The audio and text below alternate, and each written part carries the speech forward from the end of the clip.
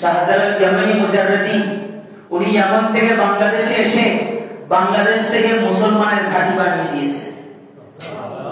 হযরত বুরহানুদ্দিন রাহমাতুল্লাহ আলাইহি আমরা ভুলে যাইনি। গুলজারে আলম মাসুম শিশু যিনি শহীদ হয়েছেন, গরু জবাই করেছে যার আকিকাতে, সেই গুলজারে আলমকে টুকরো টুকরো করে গোবিন্দ যে কাউকে খাইতে দিয়েছিল, আমরা সেই শাহাদাত ভুলে যাই নাই। সেই শাহাদাতের ফলস্বরূপ সরকার শাহজালাল ইয়ামানি মুজাররদি সিলেটের জমিনে এসে গোবিন্দকে পরাজিত করে বাংলার জমিনে আজকে 90% মুসলমান আমরা বলার সুযোগ পেয়েছি। অথচ ইসলাম নাম দিয়ে বাংলাদেশের জমিনে মিম্বরে রাসূল দাঁড়িয়ে আজকে 90% মুসলমান বলা যাদের পক্ষে যাদের দ্বারা সম্ভব হয়েছে, বলে সেই শাহজালালের মাজার মানতে পারলে এখানে তাওহীদ আসবে।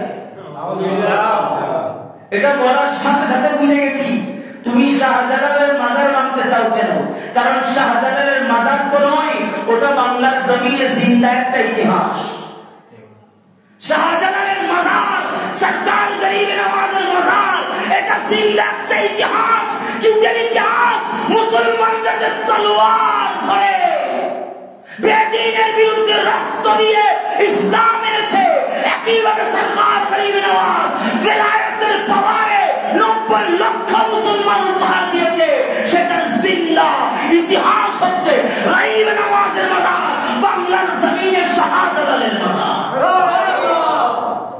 মাজার ভেঙে দেওয়া মানে এই জীবিত ইতিহাসটা মিঠায় দেওয়া। বই থেকে চেঞ্জ হয়ে গেছে। ওরা যদি কোন রকম সরকারে চলে আসে আর কোন বইতে ইশারা ইঙ্গিত ইসলামকে প্রচার করে সেগুলো আর পাবেন না, সব তকদির করে ফেলবে। তাহলে শুধু বই থেকে গেলে তো হবে না, বই থেকে চলে গেলেও মাজার যখন দেখবে ভবিষ্যৎ প্রজন্ম, সেই মাজারের ইতিহাস কি যদি খুঁজে দেখে, তাইলে দেখবে এখানে ইসলাম কারা প্রচার করেছে, ইসলাম কারা এনেছে।